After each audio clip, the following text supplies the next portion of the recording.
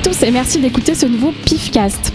Aujourd'hui, nous sommes réunis au grand complet pour parler de celui qu'on appelle le maître de l'horreur, Stephen King. Il est au cœur de l'actualité ciné avec deux adaptations, La Tour Sombre et ça, donc à voir en ce moment au cinéma, ou bientôt en tout cas. Du coup, c'est l'occasion pour nous de parler de son œuvre et de toutes ses adaptations. Il y en a 1 milliard, donc ça tombe bien. Donc, 1 milliard 02. 02, ouais, j'avais compté, mais merde, je me suis trompée. On fait le tour de table pour savoir qui est là aujourd'hui avec nous. Xavier, bonjour. Bonjour. Bonjour Laurent. Sympa. Bonjour. Bonjour Cyril. Salut meuf. Salut Fausto. Oui, bonjour. On va commencer par parler de La Tour Sombre qui est sortie le 9 août au cinéma. Jour funèbre. Voilà, avant de parler du film, on va parler du livre ou des livres. Et la meilleure personne pour en parler, c'est Xavier. Non, enfin, c'est pas le meilleur, mais il est pas mal placé quand même. Sur cette table, en tout cas, il est resté meilleur. Bah écoutez, La Tour Sombre, vous serez assez étonné de comprendre les différences pour ceux qui auront vu le film. Comment vous expliquer? Donc, étonné, c'est faible. Oui, étonné, oui, c'est le moins qu'on puisse dire. En fait, La Tour Sombre, à la base, n'avait pas pour but de devenir cette gigantesque épopée. C'était en fait deux nouvelles reliées qui ont été publiées en fait dans des fanzines ou magazines. Je me demande même si on a un qui n'a pas été édité dans un magazine porno. Et petit à petit, ça s'est transformé en 5 nouvelles. Les 5 nouvelles sont devenues un roman, Le Pistolero. Et au départ, en fait, Stephen King ne voulait pas que ce livre fasse partie de sa bibliographie. En tout cas, c'est un livre qui a été édité à la base en édition extrêmement limitée. Je crois que c'était 10 000 exemplaires. Et en fait, l'accident, qui est vraiment un accident, c'est que dans la bibliographie de Cimetière, il a été indiqué. Évidemment, comme Stephen King était déjà très connu à cette époque-là, tout le monde a voulu lire ce bouquin que personne ne connaissait. Pour quelle raison ne voulait-il pas que ce roman apparaisse? C'est qu'en fait, il n'avait aucune certitude quant au fait de finir un jour cette histoire. Voilà. D'ailleurs, on a longtemps eu les doutes. Et même lui a eu très longtemps eu les doutes. Hein. C'est en fait en fait, toutes ces histoires, il les commence, il fait un édito. Généralement, tu as aussi un petit mot de l'auteur à la fin de l'histoire. Et il te fait toujours comprendre qu'il ne sait pas où l'histoire va aller, qu'il ne sait pas même si un jour il va le finir. Bon, le destin a un peu joué dans la création de l'œuvre. Enfin bon, je vais vous expliquer. Bref, à la base, La Tour Sombre, c'est une sorte de mélange entre Le Seigneur des Anneaux et la légende. Et Le Bon, la Brute et le Truand. Le Bon, la Brute et le Truand et la légende arthurienne. Voilà. D'ailleurs, c'est à la base inspiré d'un poème. Roland s'en allant à la Tour Sombre. Voilà, tout à fait. Alors, il faut juste savoir, on pourrait faire un pifcast entier juste sur les bouquins. Oui, voilà. Là, c'est sûr. Alors, tellement c'est riche. Allez, on laisse tomber. Changement de programme. Voilà. Donc en fait, au final, nous avons une œuvre de 4000 pages, divisée en 8 romans, plus, on va dire 2 nouvelles, on va être gentil. Et un film. Non, il n'y a pas de film. Donc ça, c'était à quelle époque juste que ça a commencé? Alors en fait, le Pistolero, et entre les deux, il s'est écoulé une vingtaine d'années, je crois, presque 30 ans. C'est une œuvre expérimentale, contrairement à ce que beaucoup de personnes vont penser. C'est le centre de l'univers de Stephen King. Il l'appelle le Jupiter de sa galaxie imaginaire. Déjà, de base, les différents romans de Stephen King ont très souvent des liens entre eux. On parle de la nouvelle Le Corps, à l'origine de Stand By Me dans Misery. Le shérif de Bazar apparaît dans La Part des Ténèbres. Voilà, quoi. Il y a énormément de liens entre les histoires. Et en fait, La Tour Sombre va cristalliser tous ces liens, car elle est le centre de l'univers. Et du coup, lire La Tour Sombre va montrer des ramifications entre les histoires qui ne sont pas juste de l'ordre de la petite référence amusante. Je te mets un petit coup de coude dans les côtes. Ouais. D'ailleurs, il y a même certains bouquins qui existent principalement grâce à leur connexion, comme Insomnie ou Cœur perdu en Atlantide, qui auraient beaucoup moins d'intérêt s'ils n'étaient pas liés à La Tour Sombre. Tout à fait. Et donc, du coup, nous avons à la base 7 romans, Après le 7e, La Tour Sombre, il en a écrit un 8e qui fait office de 4,5. Et, tu m'as perdu là. Oui, non, c'est normal. Les maths et lui, c'est normal. Et du coup, nous avons 2 nouvelles qu'on peut retrouver dans le recueil Tout est fatal. Voilà. Il y en a une qui va raconter l'histoire d'un personnage secondaire et l'autre va vraiment raconter une histoire de l'enfance, la jeunesse de Roland. Voilà.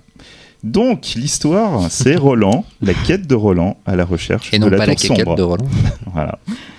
Et à la recherche de quoi, pardon ? De la Tour Sombre. D'accord. En fait, à la base, la première fois, la phrase qui commence toute la saga, c'est l'homme en noir traversait le désert et les pistoleros le poursuivaient. Voilà. En fait, c'est la vengeance du pistolero qui veut absolument attraper l'homme en noir pour se venger de la mort des siens. Ce mec Roland cherche la Tour Sombre. On est d'accord que c'est pas genre il cherche pas un petit machin qui est par terre. Il cherche un truc qui est super grand, qui dépasse le. Non, Baroque général, une tour. Bon. Voilà, donc il est un peu con, quoi. Globalement, il recherche le centre de l'univers, donc bon. Mais il faut venir à Paris. C'est Châtelet-Léal. Et donc en fait, dans le premier roman, Le Pistolero, ce n'est pas exactement par vengeance. Certes, il y a une partie de vengeance, mais en fait, il veut retrouver l'homme en noir parce qu'il sait que l'homme en noir a des informations qui vont l'aider à trouver la Tour Sombre. Au fur et à mesure de sa quête, il va donc rencontrer un enfant. On ne sait pas si cet enfant est un piège de l'homme en noir, donc de Walter, ou si il y a une autre raison obscure derrière tout ça. Et je suis désolé, je vais spoiler des trucs. Vas-y. Voilà. Et donc finalement, le roman va se terminer avec Roland qui va devoir choisir entre sacrifier l'enfant et pouvoir attraper Walter et donc avoir les informations, ou sauver l'enfant et ne jamais atteindre Walter. Et donc le pistolero va sacrifier l'enfant en le jetant dans un gouffre. Et au moment où l'enfant... C'est bizarre, c'est l'exact inverse de la fin du film. C'est ça. C'est étrange. Et au moment où l'enfant est jeté dans le gouffre, il lui hurle en tombant « Roland, sache qu'il y a d'autres mondes ». Il a le temps de dire ça en tombant. Il a dit c'est moins en moins. Roland, est-ce qu'on t'a jamais dit qu'il y avait d'autres ? Voilà.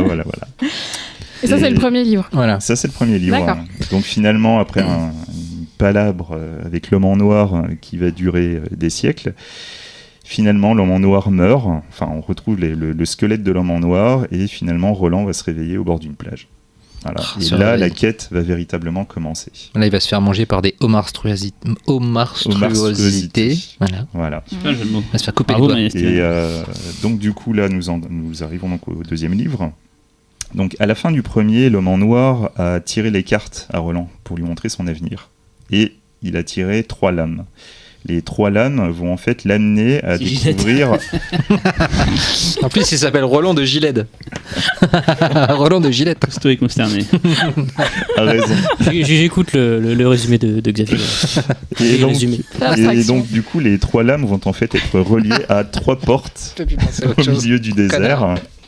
Et ces 3 portes vont emmener Roland à 3 époques différentes de New York, voire des New York alternatifs, qui vont en fait lui permettre de créer son quartet, qui va être son groupe, qui va l'épauler pendant toute la quête. Donc oui, la Tour Sombre est en fait basée sur 5 personnages, et non pas 2, mais bon. Et une fois que le quartet sera formé, là vraiment on suit cette quête qui est très mouvementée. En toute logique, si autre film il y avait eu, puisque je pense qu'autre film il n'y aura pas, on aurait vu l'apparition des 2 autres membres du quartet dans chaque film. J'espère. C'est-à-dire Eddie et Susanna. C'est ça, Eddie et Susanna, qui sont en plus des personnages extrêmement appréciés. Oui, d'ailleurs, Eddie, c'est comment il s'appelle ? Ah merde, j'ai perdu son nom. Le mec du Breaking Bad. Oui. Aaron Paul. Aaron Paul, qui d'ailleurs est fait pour le rôle, on est bien d'accord. Et en fait, est un énorme fan de King et de la Tour Sombre et qui n'arrête pas de supplier King de pousser à ce que ce soit lui qui joue le rôle d'Eddie dans les prochains films. Bon, je pense que depuis il a vu le premier, il a changé d'avis. Oui, mais bon, voilà. Mais c'est vrai que Aaron Paul, quand on me décrit Eddie, c'est le premier acteur auquel tu penses. C'est clair. Voilà, donc la Tour Sombre, sinon globalement, c'est ce qu'il faut savoir en fait quand tu lis les bouquins, c'est que c'est fou. Il y a tout. Il y a de l'horreur, il y a de la SF, il y a de la fantasy, il y a du western, il y a de la métaphysique, il y a de la philosophie, il y a de la réflexion sur ce qu'est l'écriture, il y a des expérimentations. Mais du coup, est-ce que c'est un produit Enfin, tu disais qu'il y avait plein de références à son propre univers et qu'en plus il a Il y mis a même 20 ans mieux. à Il y a l'écrire. même King C'était un lui-même. espèce de fil rouge dans sa carrière d'écrivain, c'est ça, et qu'il a nourri au fur et à mesure. Ça a même été, je pense, au moment de son accident, quand il a failli mourir, quelque chose qui l'a aidé à se remettre, parce qu'en fait, il remet en scène son accident et dans le bouquin, dans le 7e, 6e. Enfin, 6-7 Ouais. en fait. Et il se fait lui-même apparaître en tant que personnage. D'ailleurs, il se décrit comme un junkie, un bon connard junkie. Et en fait, les héros de la Tour Sombre ont compris qu'ils étaient le produit de l'imaginaire d'un écrivain. Et donc se mettent en quête de leur créateur et vont le rencontrer au moment où il a son accident. Enfin, c'est complètement barge. Ça va à des... Non, c'est là où tu disais que c'était un peu expérimenté. Ouais. Voilà, en fait, tu vas rencontrer aussi des personnages que tu avais déjà pu voir dans d'autres bouquins. Notamment qui va prendre beaucoup d'importance, qui est en Salem. Alors tu as le père Callahan de Salem. En fait, dans Salem, c'est donc le prêtre qui va affronter le vampire, le classe 1, et dont la foi ne sera pas suffisante pour vaincre le vampire. Et en fait, on quitte le prêtre alors qu'il a été marqué par le vampire. Et à ce moment-là, on ne sait plus ce qu'il devient. Ben, en fait, la suite, c'est la Tour Sombre. En fait, c'est un index de la carrière de. C'est une sorte de sommaire, quoi. Voilà, si tu veux savoir ce qu'est ça en réalité, vous le saurez en lisant La Tour Sombre. Voilà. Tout à fait. D'ailleurs, il y a une référence très très subtile dans le film, parmi d'autres. Hein. Oh, c'est quoi ce gros Saint-Bernard qui se balade dans les rues de New York? Oh, c'est quoi ce gros Pennywise écrit Voilà. Il y en a des un tout petit peu plus subtils dans le film que j'ai vu. C'est ça. En fait, justement, ça me permet de toucher un des gros problèmes du film, c'est que dans le film, les références sont juste des références anecdotiques. Elles sont juste là pour que tu dises « Ah tiens, il y a ça. Ah tiens, du fan service, quoi. » Uniquement. Alors que dans les livres, à chaque fois, c'est une vraie implication. On va croiser les personnages de Talisman, qu'on retrouve dans Territoire. Ouais. C'est dans Talisman et Territoire qu'on comprend un des concepts de la Tour Sombre sur les mondes alternatifs. Ouais. Le fait qu'une personne peut avoir plusieurs représentations. On retrouve le personnage de Ted Brannigan de Cœur perdu en Atlantide, qui est un personnage extrêmement important dans la Tour Sombre. Les méchants inconnus, les hommes en costard jaune, sont en fait des ignobles qu'on va retrouver dans la Tour Sombre. On peut passer des heures à raconter tous les liens qu'il peut y avoir avec les bouquins. Et du coup, comment vous expliquez, on va parler du film dans quelques instants, comment vous expliquez que ça n'avait pas été adapté avant, ou est-ce que ça l'a été d'ailleurs? Peut-être que je suis passée. Non, c'est parce que c'était suicidaire. C'est comment veux-tu adapter ça? C'est suicidaire. Donc ils passent à chaque fois pour plein de bouquins et qui sont adaptés. Non, mais quand tu vois qu'un bouquin comme Le Fléau, ils ont déjà mis un temps infini à le faire. La Tour Sombre. Le problème, c'est que la Tour Sombre, ça a beau être une saga très longue avec plein de personnages et un univers fantastique, ça reste trop étrange. Trop étrange par rapport à un truc à Harry Potter ou autre. Les gens n'ont pas l'habitude. Et d'ailleurs, c'est pour ça qu'ils ont pris l'adaptation par le bout le plus, on va dire, logique. C'est-à-dire qu'à peu près tout se passe à New York. Enfin, en plus, c'est pas à New York. Ils ont shooté en Afrique du Sud, je crois, mais parce que je pense qu'ils savaient pas comment faire. Et d'ailleurs, ça se voit dès qu'il s'agit de matérialiser le monde de Roland, c'est d'une laideur incommensurable, quoi. Il y a aucune direction artistique. Ils se sont dit bon, bah écoute, on va mettre 2-3 arbres, on va mettre 2 lunes pour montrer que c'est pas c'est pas notre monde et puis basta. Il y a un autre très très gros problème du film, c'est la tour, elle est pas sombre, elle est foncée. En fait, ils ont annoncé que le film serait en fait une suite des livres. C'est totalement faux. Oui, complètement. Ça n'a aucune cohérence avec ce qu'on a pu lire dans les livres. C'est une vague adaptation du 4e ou 5e, je sais plus. Oula, en fait, il prend des morceaux de tous les livres. Mais des fois, c'est même, je prends un morceau, mais j'adapte un truc inspiré de ce morceau.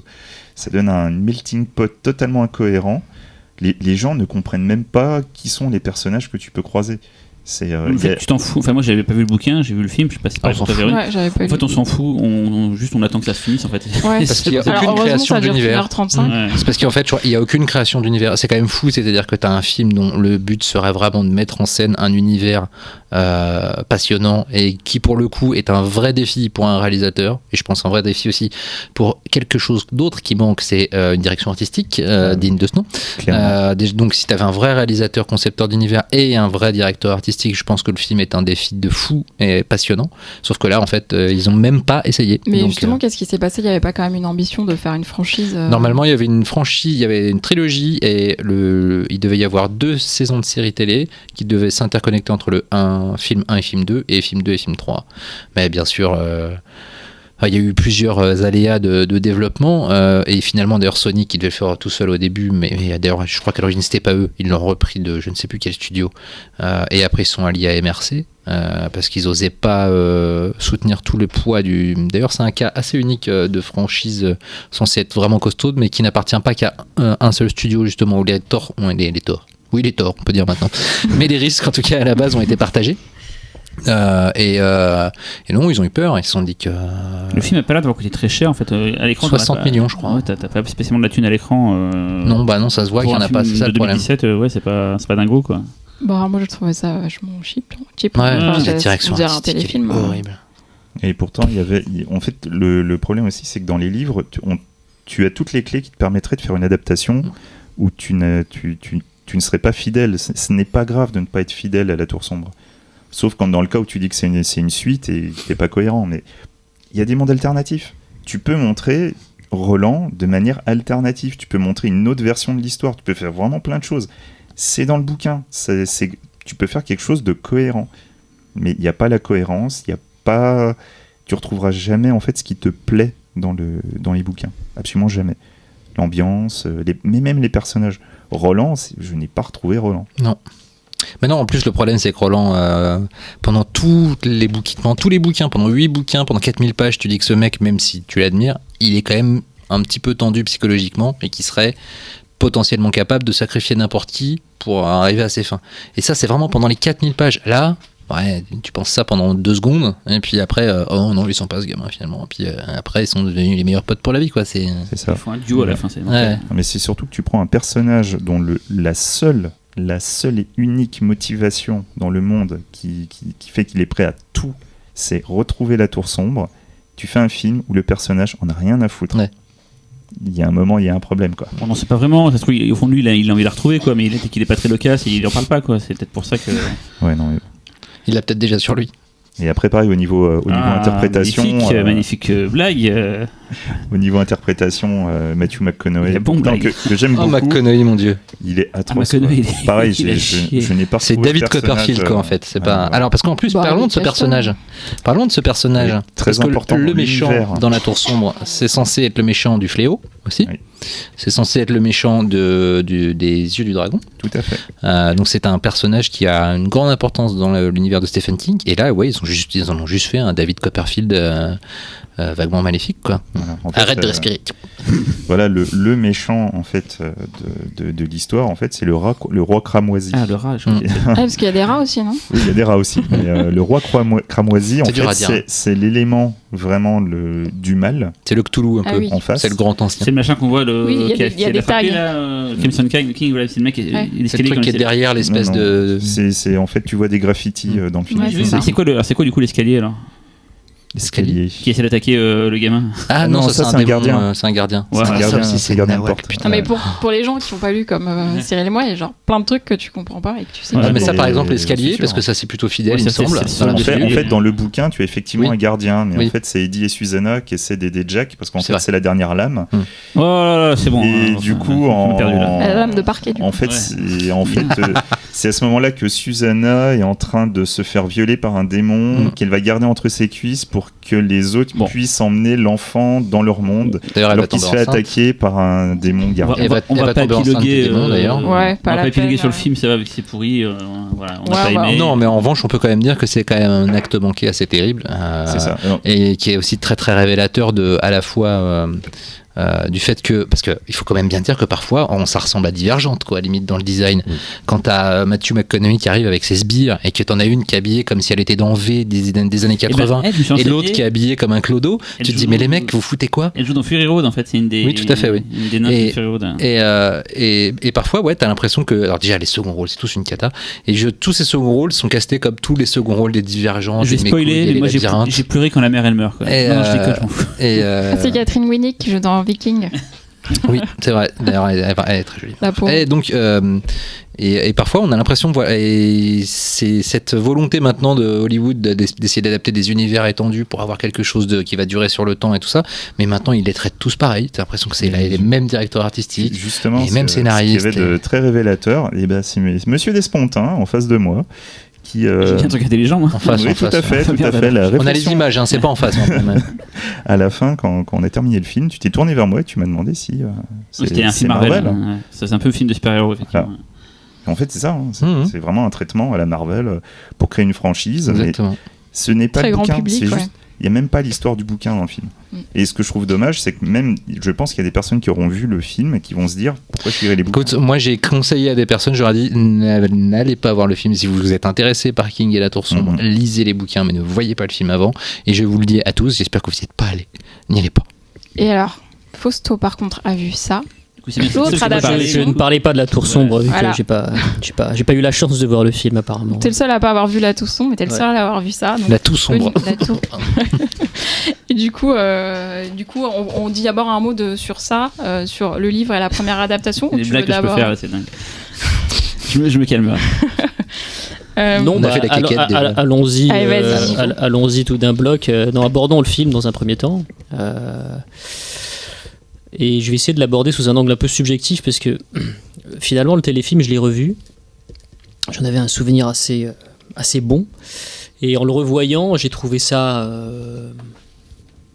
pas génial quand même en fait. Et pourtant, quand on parle aux gens de cette adaptation-là, très souvent, Elle est très aimée, ouais. elle est très aimée. Elle a beaucoup marqué des spectateurs. Elle a été diffusée en plus à la télé française, donc elle participe à une sorte de sentiment nostalgique, de Proust, découverte, Madeleine de du Proust. fantastique. Enfin, voilà, il y a quelque chose de très affectif.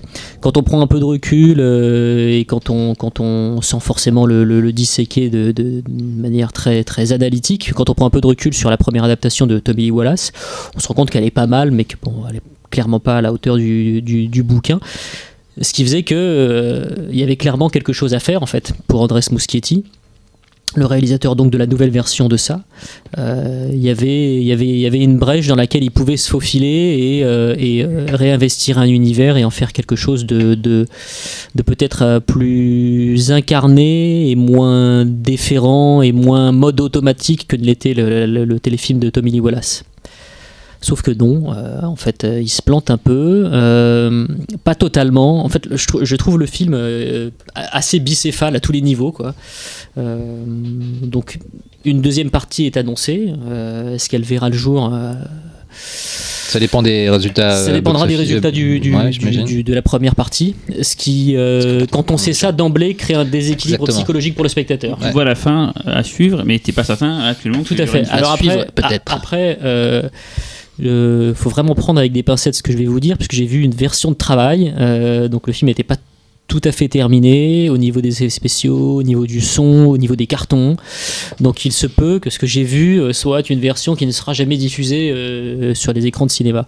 Donc en tout cas, dans la version que j'ai vue, il y a une suite qui est annoncée. Donc de fait, on s'attend à une deuxième partie.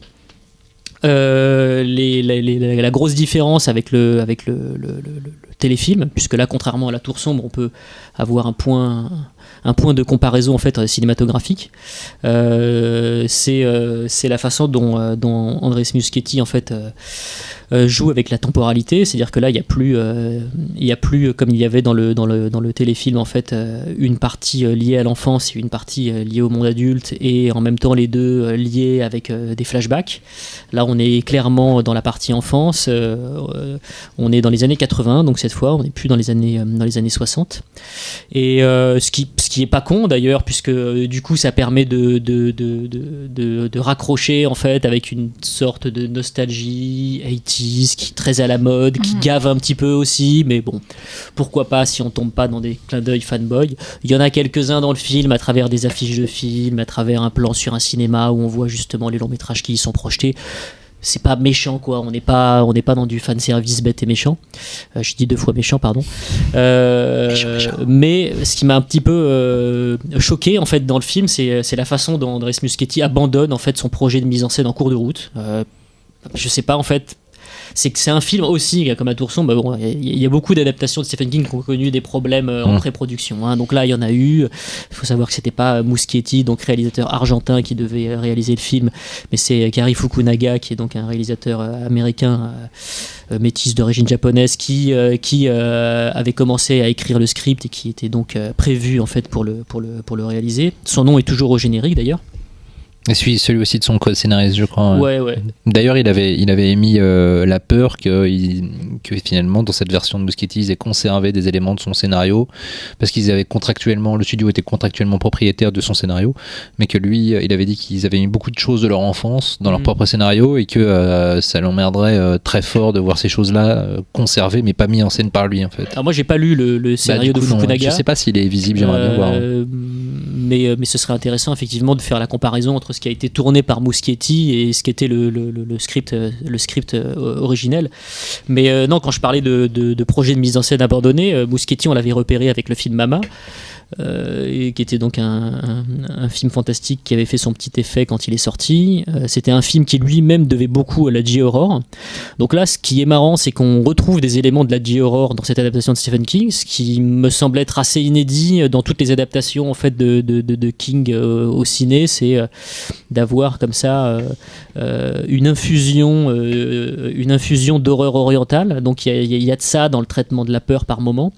Il y a son goût aussi pour les plans séquences, une mise en scène un peu ample, même carrément ample par moment, et puis en fait il abandonne ça au fur et à mesure du film. Tout finit par se déliter, on sait pas trop pourquoi. J'ai vraiment eu la sensation qu'il y avait des problèmes de montage, et puis il y a un truc qui affaiblit clairement le film, c'est le manque de cohésion en fait des jeunes comédiens.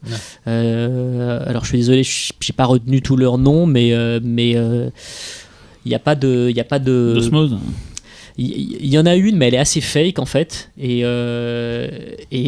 les fondations même de l'histoire et par ricochet du film, c'est ces personnages, quoi. Et c'est ce qui fonctionnait dans le téléfilm, même à cause de même malgré ses faiblesses. Exactement. Et en fait, je pense qu'on a excusé beaucoup de comment dirais-je, de médiocrité quelque part, ou de paresse parfois visuelle au téléfilm, parce que justement il y avait ces interprètes qui étaient bons, qui ressentait vraiment une cohésion entre eux.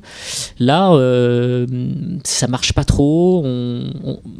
On a vraiment la sensation d'assister à un film contemporain qui essaie de recréer les années 80, et à aucun moment on a l'impression d'observer des petits gars des années 80. Le syndrome Stranger Things. Voilà. Donc il y a une espèce de filtre qui se crée, et ce qui nous met en retrait, et de fait ça empêche toute compassion et toute immersion possible. Mais est-ce que déjà d'ailleurs c'est pas un des torts de cette adaptation, puisque le bouquin et l'adaptation de la télé se déroulent d'abord dans les années 60. Ouais, c'est ça, ouais.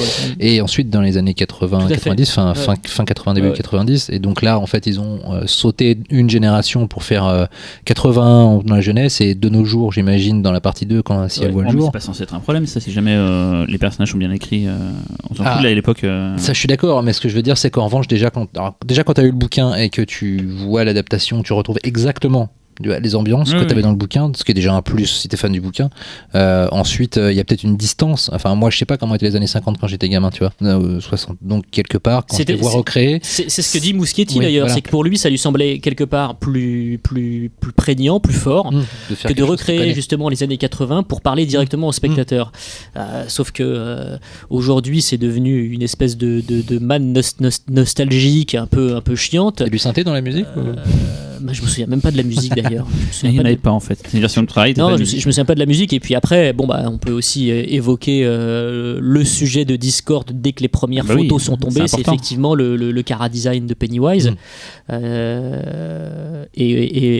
le jeu aussi de Skarsgård, c'est ça. Hein. Oui, c'est sûr que c'est pas Tim Curry, quoi. C'est la grande force aussi. C'est plus grimaçant, c'est plus CGI-esque aussi par moment. Ils en ont foutu. Il y a des CGI. C'est un bonhomme qui. Comment il fait ? C'est débile, c'est juste un bonhomme qui. Il y a des CGI, il y a des prothèses aussi, il y a des animatroniques, il y a des choses qui sont vraiment très réussies. Mais il y a de fait aussi un goût pour la surenchère qu'implique l'utilisation des CGI, parce que quand tu Il va utilises des sauter, CGI, il fait des rebonds voilà, et tout. quand- Putain. comme non, je te dis oui, mais non, pas à ce point quand même. Mais j'imagine un peu genre The Mask et tout, en train de Non, rebondir dans la pièce et tout, non, genre, non, hey, je suis le On clown. n'est pas, c'est pas aussi cartoonesque, mais de toute façon, quand tu emploies des CGI, il y a une espèce de contrat qui stipule de manière officieuse que tu vas en faire plus, parce que tu vas essayer de faire des choses Parce que tu tu ne peux le pas faire, voilà. Du coup, Voilà. tu- Donc ça te décomplexe beaucoup, sauf que ça te décomplexe parfois pour de très mauvaises raisons, et là en l'occurrence elles sont pas toujours très justifiées quoi. Surtout quand l'économie de moyens dans l'horreur est quelque chose qui fonctionne souvent mieux, surtout dans ce cadre-là. Mais c'est ça. Mais cela dit, tu parlais de musique, et en fait là aussi je me suis rendu compte d'une chose que je considère vraiment comme le cancer du cinéma fantastique contemporain, Captain sound Jacob. design. c'est le sound design. C'est terrible. C'est-à-dire que le film est assourdissant, et surtout on arrive à anticiper tout ce qui va se passer quelques secondes avant, ce qui est vraiment dramatique. C'est-à-dire que, alors bien sûr, quand on a vu le film précédent ou quand on a lu le bouquin, on sait à peu près à quoi s'en tenir, mais il faut aussi quand même penser à toute une génération de spectateurs qui n'a pas vu le film de Tommy Lee Wallace, qui n'a pas lu le bouquin, qui se retrouve devant ce film-là, qui a envie d'être surpris. Et sincèrement, même si il y a une éducation à l'image et au son qui est différent, chez les générations plus jeunes que la nôtre, le film est complètement annihilé d'un point de vue du suspense et de la terreur à cause de ce putain de sound design qui est assourdissant, qui nous prévient de tout ce qui va se passer, et qui est le même qu'on retrouve dans des purges type Annabelle et tout ça quoi. Donc, en fait, ça fait même pas peur, quoi. Ah non, le film ne fait à aucun moment peur. Alors, il y a des choses qui sont réussies. La direction artistique, contrairement à celle de La Tour Sombre, apparemment, là, ils l'ont soignée.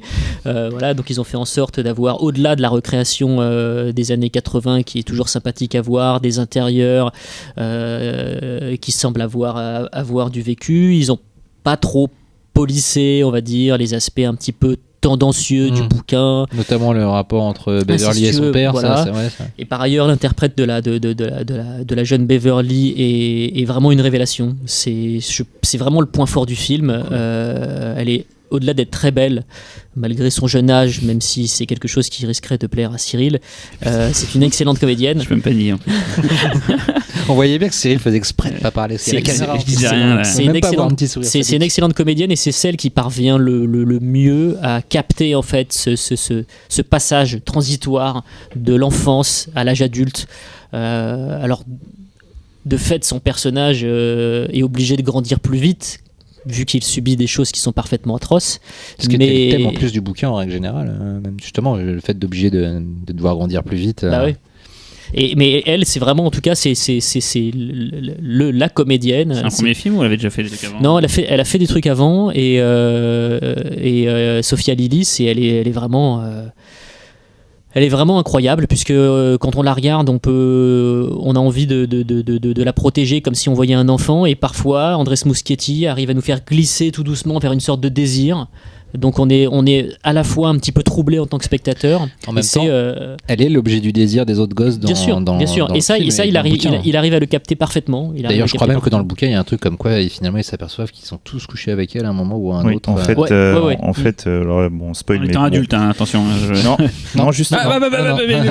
Non, c'est une fois qu'ils ont vaincu ça, ouais. en étant enfant, qu'en fait elle va coucher avec tous les garçons.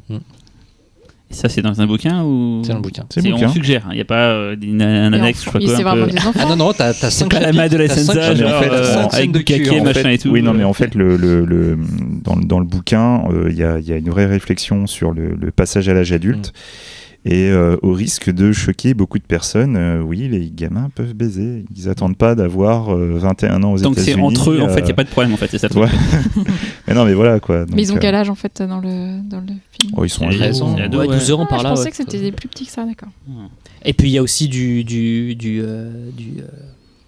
je sais pas, on peut dire du music dropping, c'est-à-dire que vu que le film se passe dans les années 80, on n'échappera pas en J'imagine, fait à Michael l'utilisation de la Jackson, musique des années 80. Madonna. Et ça arrive en fait comme un cheveu sur la soupe, c'est-à-dire que ça devrait être théoriquement, et je pense que c'est le but de Muschietti, lié à des états d'âme, puisque en fait on sait très bien qu'à cet âge-là, surtout quand on n'a pas vraiment d'autres médias sous la main, la musique c'est tout quoi.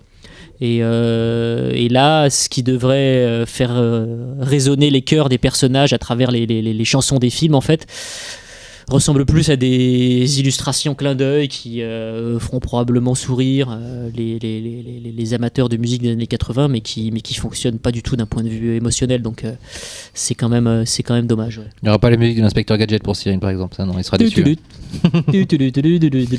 tu mettrais genre la moyenne ou un peu moins, un peu plus En fait, quand tu sors du film, tu peux pas te dire que c'est complètement nul, puisque tu vois en fait quelque part les vestiges de ce qu'aurait pu être le film. Enfin, tu vois les amputations, tu vois. Enfin, c'est vraiment. Je sens que c'est un film mutilé. Alors après, il a été dès la pré-production. Je sais pas comment s'est passé le tournage.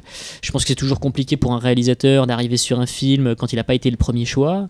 Et puis ce truc de faire une deuxième partie, que si la première marche, tout ça. Enfin, je sais pas. Il y a quand même plein de trucs bizarres, quoi. C'est ce qui handicapait le projet, parce que le téléfilm, encore une fois, a ses faiblesses, mais alors, une de ses grandes forces, justement, c'est d'intriquer vraiment les deux époques.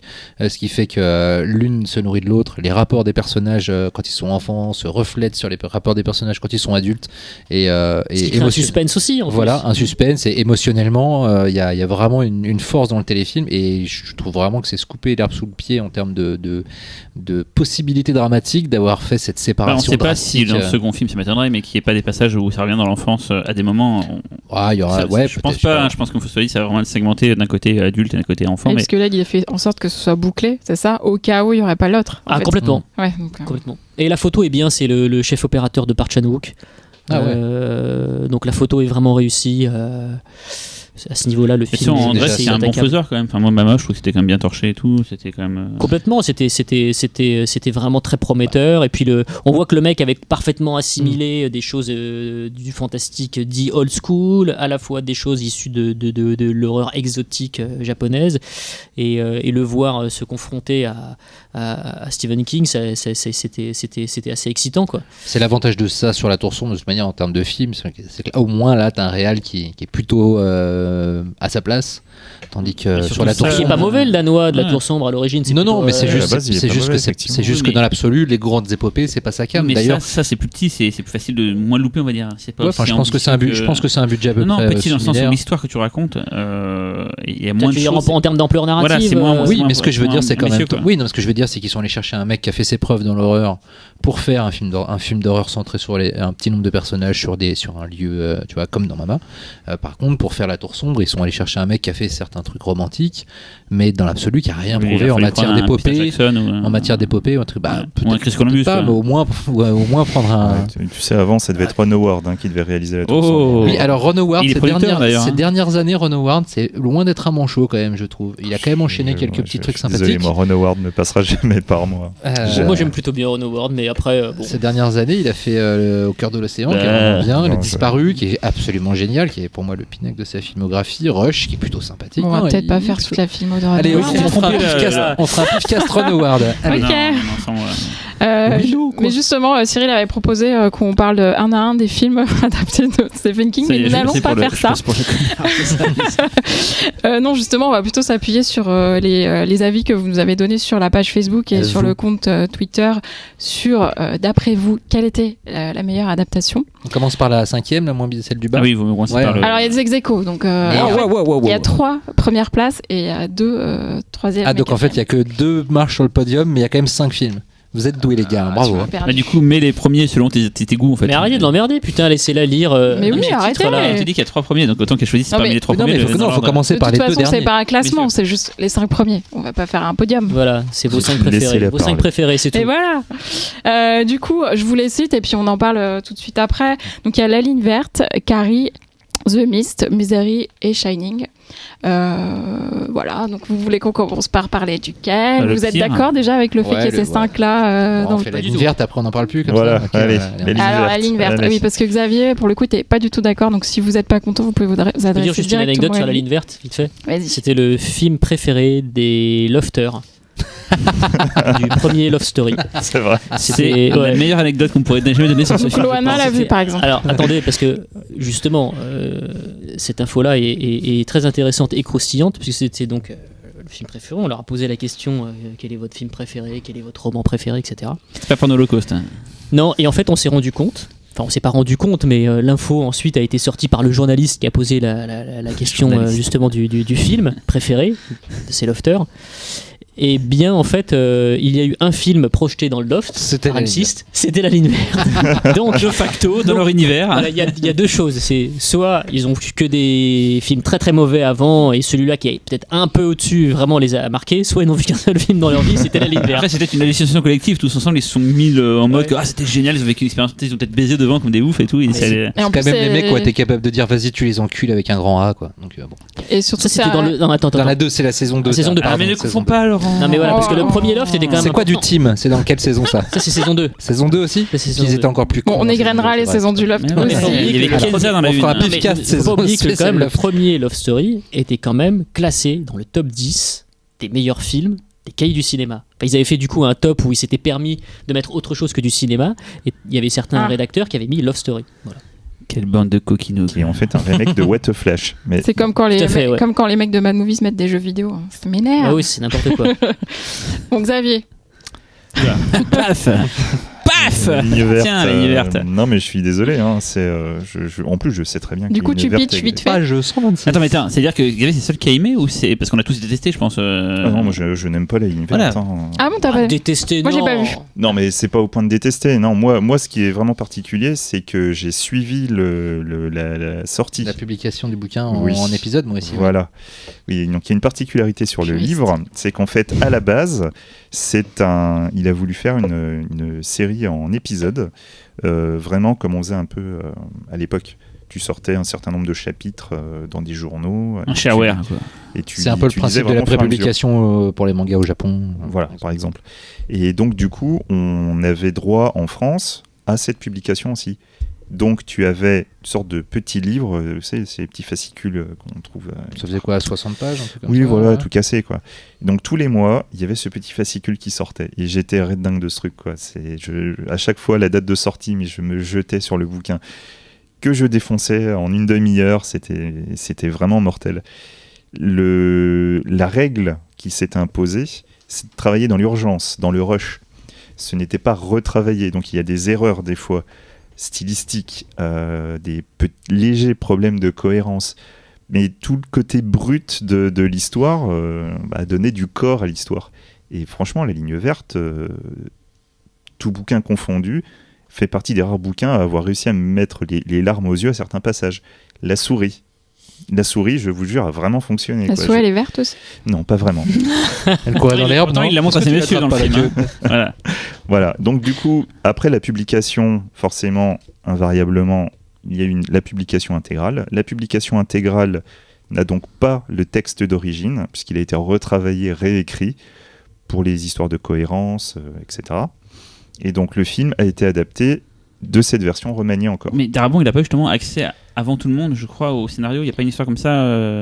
Alors, le roman feuilleton est sorti en 96 et le film 99, donc c'est quand même hyper approché. Je sais pas à quelle fréquence sont sortis les épisodes, c'était dans les un par mois. fascicules. Tu veux dire Apparemment. accès au manuscrit brut de King, c'est ça? Je crois que je l'ai Complet. lu. J'ai lu ça dans leur secte dans les yeux, en fait. J'ai lu un Je crois truc que c'est comme toi ça. qui avais écrit l'article. Non, c'est Poncet, ça, bah, bravo. ça se peut, on oublie tellement de choses. C'est Alexandre Poncet, je Quand crois. on est très intelligent, mais, au bout d'un moment, En fait, il y a un truc entre lui et King. En fait, ils avaient bien bossé ensemble sur les Non, DVD, bah, machin et tout. c'est juste qu'après King lui avait dit, vu qu'ils avaient fait les AVD et que ça se passait en Ouais. prison, King lui avait dit à Darabon, il y a des chances que ça puisse te plaire, enfin il y a des chances que ce soit dans tes cordes, mais il lui a pas filé le manuscrit à l'avance. D'accord.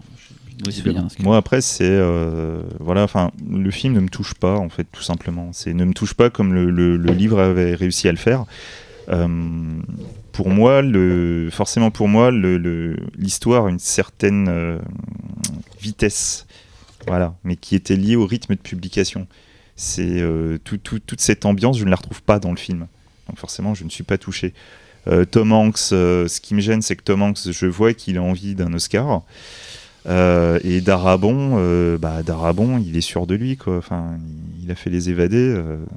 Il arrive un peu comme si c'était le papa. Enfin, c'est vrai que le film est assez mécanique. Voilà, alors que, c'est comme propre, c'est lisse. Comme tu dis, la parution par chapitre du bouquin lui donnait déjà. Ouais. C'était très différent pour du King en plus, parce que Ouais. des King, d'habitude, tu prends un gros pavé, tu vas t'acheter ou tu vas à ta bibliothèque, puis tu sais que t'en as pour 2-3 semaines, un mois, selon ton rythme de lecture.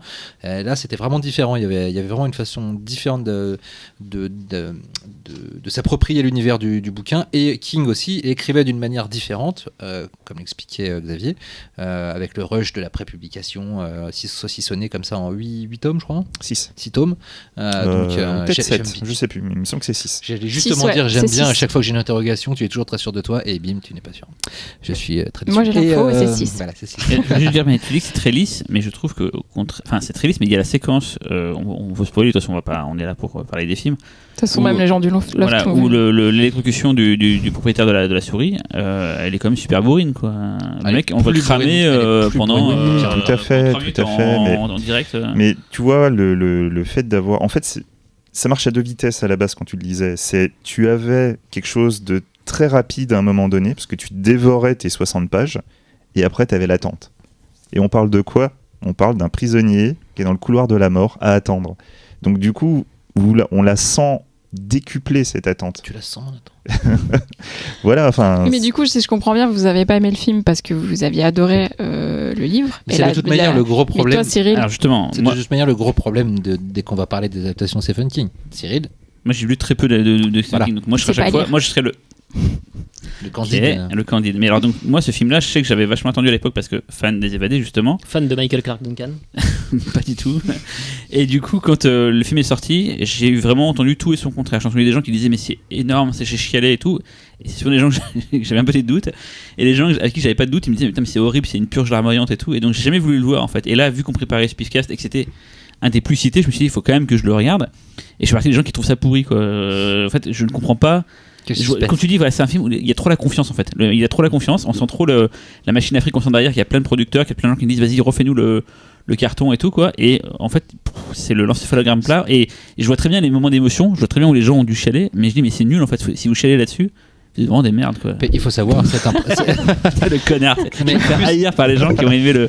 information primordiale, c'est que Les Évadés, donc Shawshank Redemption, de Frank Darabont, déjà adapté de Stephen King, qui se passe dans une prison, est le film préféré des Américains selon IMDb, les sondages, selon IMDb et d'autres trucs. Enfin, c'est voilà, c'est un très bon film. C'est un très bon film, mais voilà, c'est vrai que non, mais ça explique aussi pourquoi derrière, Ah oui, quand tu fais la ligne verte, il y a une pression, une envie de réitérer Évidemment. l'exploit, etc. En fait, c'est sur le casting parce que sur la ligne verte, il avait quand même pas des branques avec lui, mais là, c'est prestigieux quand même. Le casting, il est assez dingue sur la ligne verte, quoi. Ah, sur les Non, mais- évadés aussi, Ouais. attends. Oui, mais bizarrement, je trouve qu'il y a un Morgan Freeman ou tu vois, ou un Tim Ross, pas Tim Ross, Tim Robbins. Tim Robbins, je sais pas, c'est pas Tom Hanks. Tom Hanks, c'est à ce moment-là surtout, c'est fin 90, c'est quand même. Freeman, quand même, c'est du costaud. Hein. C'est moins ce À l'époque des évadés, il était pas encore, Tom Hanks, ouais. quoi. Non, mais attends, Tim Robbins, Morgan Freeman, non. Je dis pas que c'est des branques, hein, je dis par rapport Oui, en termes non, de bien sûr. bankabilité, quoi. Je sais pas si ce mot existe, mais. Non, mais après, je comprends tout à fait les choix autour de la ligne verte. Voilà, c'est logique. Quand tu remets dans le contexte, tu vois la pression du gars. Voilà. La mise en scène de Darabont, elle est pas mal. Hein. C'est plutôt un bon metteur en scène. Hein. Oui, il y a des plans cool et tout. Mais voilà, donc, pour moi, c'est voilà. J'ai pas retrouvé ce que j'avais Putain. aimé. Alors je suis tout à fait d'accord pour dire que il faut arriver à se détacher des livres. Et vraiment, Détachez-vous des livres, putain. Fausto, t'as pas lu le bouquin, toi? surtout. Si, j'ai lu le bouquin. Enfin, j'ai lu le bouquin, j'ai vu le film à sa sortie.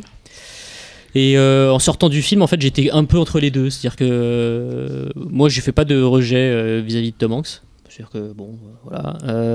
Et en même temps, ce qui m'a vraiment interpellé en sortant du film, c'est la mécanique émotionnelle, quoi. C'est le truc qui m'a le plus dérangé, puisque dans le bouquin, finalement, les moments qui sont vraiment poignants, j'irai pas jusqu'à dire que t'es libre à toi de pleurer là où t'as envie de pleurer, mais pas loin en fait. Alors que dans le film, c'est clairement dicté. T'as le couteau sur la gorge, ouais, t'as le flingue sur la tempe. c'est un peu du terrorisme pleure. lacrymal. Ce qui me dérange pas chez certains réalisateurs par ailleurs, mais là j'ai trouvé que c'était vraiment beaucoup trop sur des rails.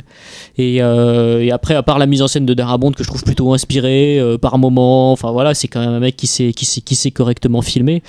Je le trouvais, comme vous le dites de manière très juste, trop sûr de soi dans dans sa volonté de réitérer ce qu'il a fait avec Les Évadés, qui est un film que j'aime bien aussi, mais sans délirer en fait en vrai. Et voilà. Enfin, si je retenais un Darabont, ce serait The Mist, mais on n'y est pas Mais encore. justement, il y est aussi dans ce top 5, on peut en parler tout de suite. Ah The bah Mist. Et il y a aussi Les Évadés. Non, je pense que les gens l'ont mis de côté parce que c'est pas fantastique. Mais t'as raison, Ouais. non mais t'as raison, ça dit Les Évadés, il y a vraiment un truc de très américain lié à ce film. Oui, quoi. bien sûr. Il y a, c'est ça, Côté rédemption. Côté... Ouais, c'est effectivement un vrai phénomène qui, à mon avis, c'est une histoire qui résonne profondément chez les Américains et moins chez nous. The Mist, ouais, c'est bien The Mist, ouais. Super, Alors, merci. avant de parler de The Mist, Oui. justement, j'en profite pour approfondir le petit détail Franck Darabont. C'est que donc, pour ceux qui ne le sauraient pas, Stephen King a créé un deal particulier pour promouvoir la création auprès des jeunes étudiants, qui est donc... Oui, j'arrive à le caser. Je sais ce que tu vas dire. Tu vas remettre l'église au milieu du village, comme on dit en Suisse. Non, mais vous allez voir. Quoi ? Et donc, du coup... On en parlera ça tout à l'heure. Le hein, deal Laurent. est le deal Dollar Baby. Ce deal, en fait, est relativement simple. Il vous laisse créer, faire une adaptation d'une de ses œuvres pour $1, à la condition de lui en parler, forcément, de lui envoyer une copie de l'élément qui aurait été fait et de ne pas le commercialiser sans son accord. C'est quand même relativement fair play. Il y a eu énormément de courts-métrages qui ont été créés autour de ça. Et en l'occurrence, certains courts sont même meilleurs que les films qui sont sortis après. Et au hasard, Les Enfants du Maïs. Mais bon. Oh, bah, pourtant c'était difficile, la barre était haute hein, quand même.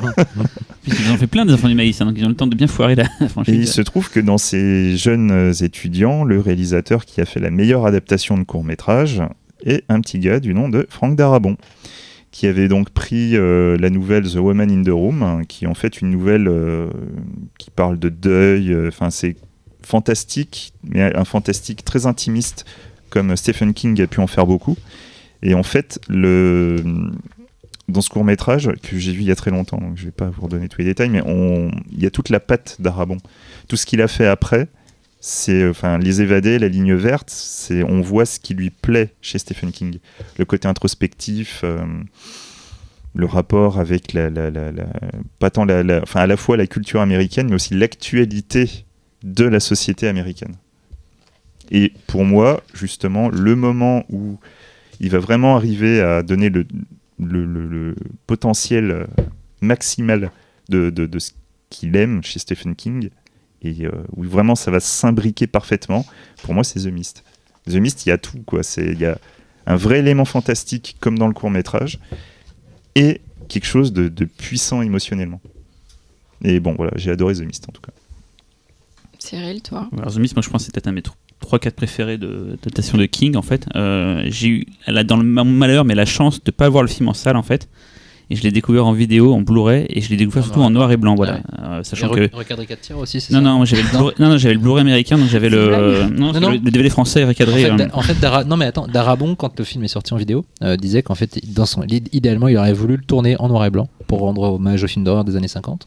Et je crois en 4 tiers aussi. Et du coup, il y a une version vidéo qui est sortie en France où le film est en noir et blanc. Voilà. Et je tiens à préciser un détail, c'est que la chroma, l'étalonnage des effets spéciaux, la couleur particulière des effets spéciaux est due au fait qu'il voulait se rapprocher de cette version en noir et blanc. C'est pour ça que tout est gris, très légèrement bleuté. Il y a de la couleur. Non, mais surtout, c'est pour ça que mais j'ai aimé beaucoup le film, c'est que je sais que ceux qui l'ont vu en couleur ont mis souvent en gros défaut du film les effets spéciaux qui étaient très visibles. Sauf qu'en noir et blanc, ils ont découvert comme ça, c'est tout à plat, et du coup, ils sont très bien incrustés, en fait, ils sont parfaits, quoi. Et ce film m'a vraiment rendu fou. Quand je l'ai vu, même pas pour la fin, je me souviens, c'est une phrase particulière qui est dite dans le film. On a été un militaire qui dit, je crois qu'on a ouvert une porte vers une autre dimension. Et quand il dit ça m'a rendu fou furieux, que j'ai fait vision et ça tue, quoi. Et le film, je l'ai repris, moi, j'ai pris une grosse claque. La fin, on va pas en reparler, mais cette fin absolument nihiliste qui peut être complètement détestée par certains ou adorée par d'autres, mais moi que j'adore. Inventé par Darabont. Ouais, qui n'est pas apparemment dans le bouquin. Inventé par Darabont, et Stephen King lui-même a avoué que la fin était meilleure que ce qu'il avait fait. T'as du Dan Dance à ce moment-là qui démarre. Enfin, moi je trouve ça vraiment. Je trouve ce film mortel, et surtout ce qui se passe dans le. Faut expliquer l'histoire. Donc c'est dans un centre commercial, les gens sont enfermés parce qu'il y a une sorte de brume dehors, où dans cette brume il y a des sortes de monstres Lovecraftiens qui peuvent te tuer, donc tout le monde reste enfermé, et très vite tout ce que l'âme humaine a de pire peut se réveiller dans le centre commercial, et des castes, enfin des gens vont se retrouver plus ou moins par groupe et vont commencer à s'accuser les uns les autres. Ah, ça va être clairement l'Amérique, pas de Trump à l'époque, mais si on refaisait le film maintenant, ce serait clairement l'Amérique. Ah oui, c'est ce qu'on a vu, les suprémacistes. Suprémacistes et les bigots contre les gens normaux. En gros, quoi. Et il y a des séquences complètement dingues niveau monstres, en tout cas, des trucs qui, moi, vraiment. Il y a des monstres géants, enfin, je n'ai pas lu Lovecraft, mais je crois que c'est très important chez Lovecraft, voilà, ce côté-là, ces monstres géants, ça rend fou quand on les voit marcher au loin et tout. Et le film a une. Oui, je sais, j'ai dit beaucoup fou. Le film ça rend fou. The Mist, c'est fou, non? Ça rend fou. Ça va, putain, ça va niquer le cerveau. Et le film a une genèse intéressante, puisque si je ne m'abuse, quand Darabont est allé voir les Weinstein, ils lui ont proposé 2 deals. Soit tu fais avec les acteurs qu'on te donne, donc des stars, et tu as genre 40 ou 50 millions pour le faire, soit tu fais ton cast, mais on te file genre que 15 millions pour le faire. Et donc il a choisi la deuxième solution, Darabont, avec le résultat qu'on connaît. Voilà. Et d'ailleurs, beaucoup d'acteurs sont des habitués de Stephen King. Ouais. Ils ont joué dans beaucoup d'adaptations. Et le tout premier plan de The Mist, c'est une truite. La tour sombre. Et ouais, c'est vrai. Ouais. C'est la tour sombre peinte par le héros. Voilà. Mais en même temps, quand t'as parlé d'univers parallèle, j'ai pensé à ça, je me suis dit, tiens, ça t'a pas rendu fou sur la tour sombre. Et là, il a dit ça l'a rendu fou. Quand tu as lu La tour sombre, tu sais d'où vient la brume aussi. Ouais, et tu sais d'où viennent les créatures. Voilà. Ça rend fou. Ah ouais. Ce qui d'ailleurs fait quand même penser que Darabont, il n'aura pas été mal pour la tour sombre. Oui, voilà. Carrément. Ça aurait été fou. D'ailleurs, Est-ce qu'il y en a qui n'ont pas aimé The Mist ici d'ailleurs? Parce que là, on a l'air de tous aimer, mais. Moi, je l'ai vu en couleur, excusez-moi. Mais t'as aimé ou pas du coup? Je m'excuse du coup. C'est marrant. Je l'ai jamais vu en noir et blanc non plus. J'ai jamais vu en noir et blanc, non, je l'ai toujours D'accord. vu en couleur. Alors, par contre, pour le petit détail en plus, la série de télé vient de débuter. Oui, tout à fait.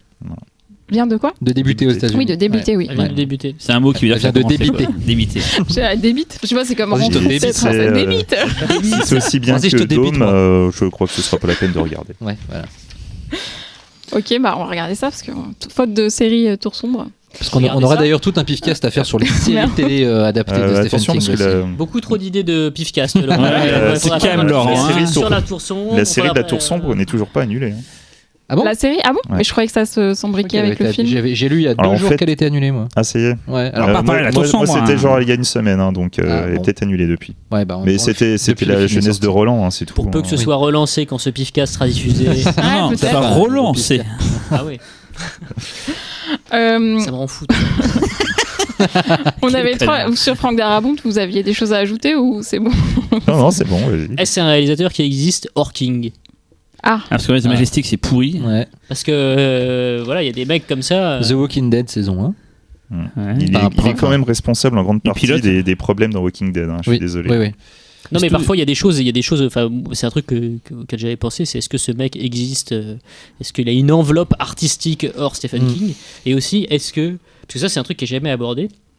Mais bon, c'est pas du ciné, mais est-ce qu'on a le droit de critiquer Stephen King? C'est-à-dire qu'est-ce qu'on a le droit de dire, ouais, finalement c'est pas très bien écrit, finalement son art du storytelling, Non, ouais, ça, c'est difficile en revanche. mais oui, j'ai En fait, quand même eu rarement à faire à des contradicteurs, des gens qui. Non, mais est-ce que son œuvre était pas tellement énorme que du coup il y a toujours un truc qui peut te sauver dedans? Son œuvre est certes énorme, mais en revanche, il a quand même son style est toujours. il a acquis une place très importante dans la littérature américaine. J'irai pas jusqu'à dire assez rapidement, mais en tout cas depuis très longtemps maintenant. Donc, Puis il a été adapté hyper rapidement en fait. il a été adapté, mais après en même temps c'est assez logique quand tu lis du Stephen King, et même si tu lis les premières traductions que j'ai lues qui étaient atroces. Oui.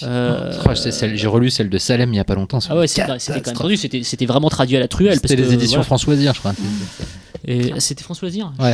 En tout cas, moi je sais que c'était. J'ai relu l'édition François-Zir de Salem, la toute première, et la traduction, c'est à se flinguer quoi.